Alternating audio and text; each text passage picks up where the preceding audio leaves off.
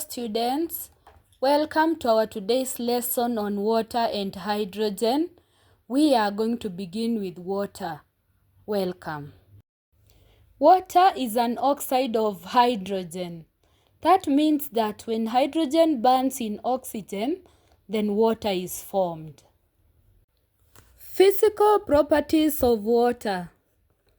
Now, water is colorless and odorless. It has no color nor smell. Neutral to litmus. So when you put litmus paper into water, none of them will change. Water dissolves many substances, therefore referred to as a universal solvent. So many substances dissolve in water. We can look at sugar, salts, and so many other substances. Therefore, it is called a universal solvent. Water naturally exists in three phases or states. It exists as solid ice, liquid water, and gaseous water in the vapor state. The three states of water are naturally interconvertible. You can be able to convert one to the other by either heating or cooling.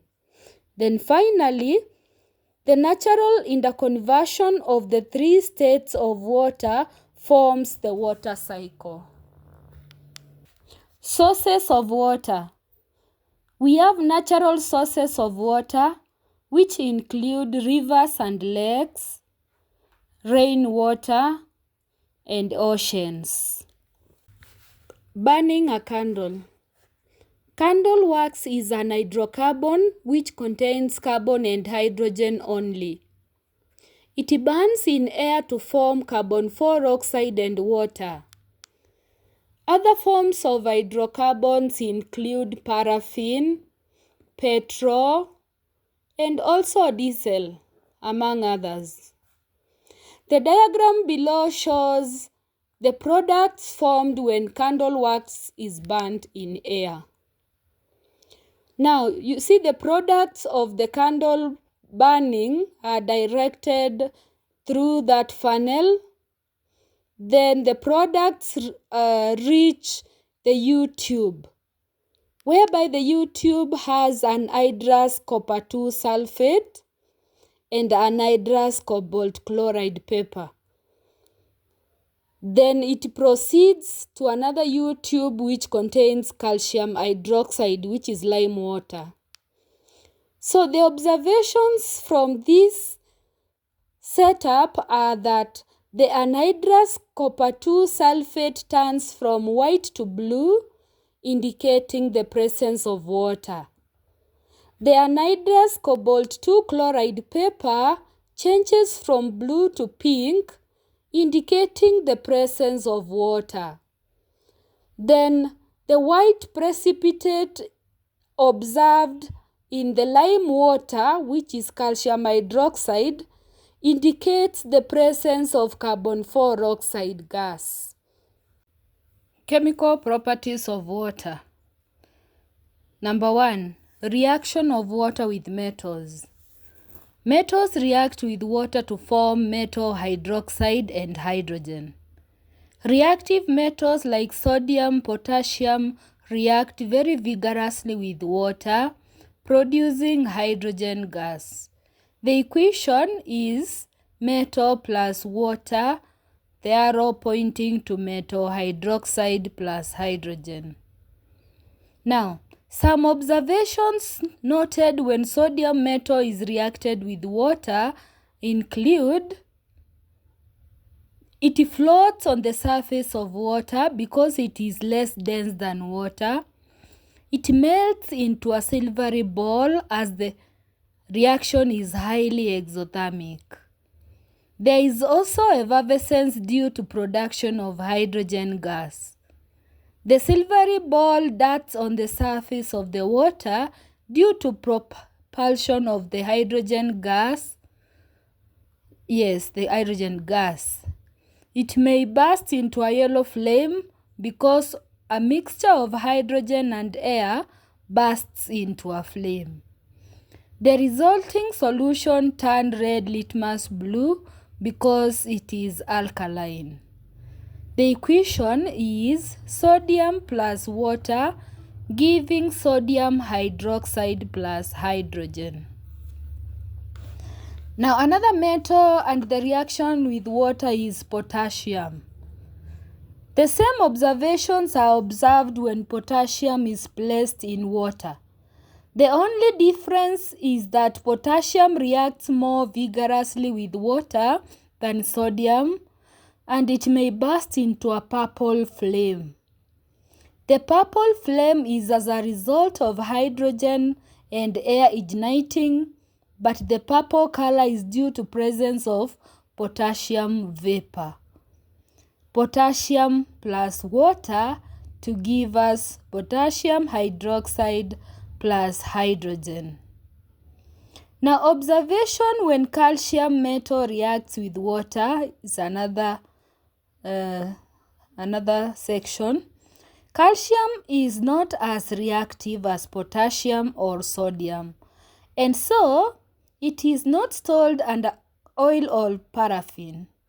When a lump of calcium is put into water, it sinks into the water, showing that it is denser than water, and it reacts moderately, producing a steady stream of bubbles.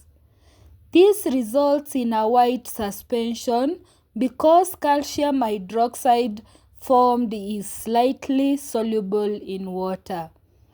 Calcium plus water to give us calcium hydroxide plus hydrogen. Another metal is magnesium. When magnesium is reacted with water, first of all, it will not react because it has a coating around it of magnesium oxide. The coating must be removed so that the metal surface comes into contact with the water. A polished magnesium ribbon reacts very slowly with cold water to form magnesium hydroxide and hydrogen gas. Bubbles are observed on the surface. Magnesium plus water is magnesium hydroxide plus hydrogen. Now, metals that are lower than magnesium in the reactivity series do not react with cold water. Such are metals like copper, we have iron, zinc. Those ones do not react with water. Reaction of metals with steam. Reaction of magnesium with steam. Metals react with steam to form metal oxides and hydrogen gas. The source of steam can be heating water, wet sand, wet glass wool, or heating anhydrated salt. Metal plus steam to give us metal oxide plus hydrogen. The diagram below shows glass wool soaked in water being heated by a burner, magnesium, zinc or iron being heated still on the same tube, and then a gas is collected which is hydrogen gas and water. So this is an experiment to show how metals burn in steam to form the corresponding metal oxides and hydrogen gas. Now the observation that will be observed in this particular experiment is that magnesium burns with a bright white flame, forming white solid which is magnesium oxide. Bubbles of a gas are also seen in the test tube due to production of hydrogen gas. The wet sand or glass wool is heated first to generate steam to react with magnesium and drive out the air that was initially in the boiling tube that might react with magnesium.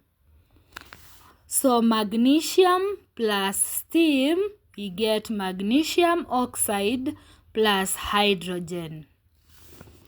If the magnesium ribbon is heated first, it will react with air in the tube forming magnesium oxide, which does not react with steam.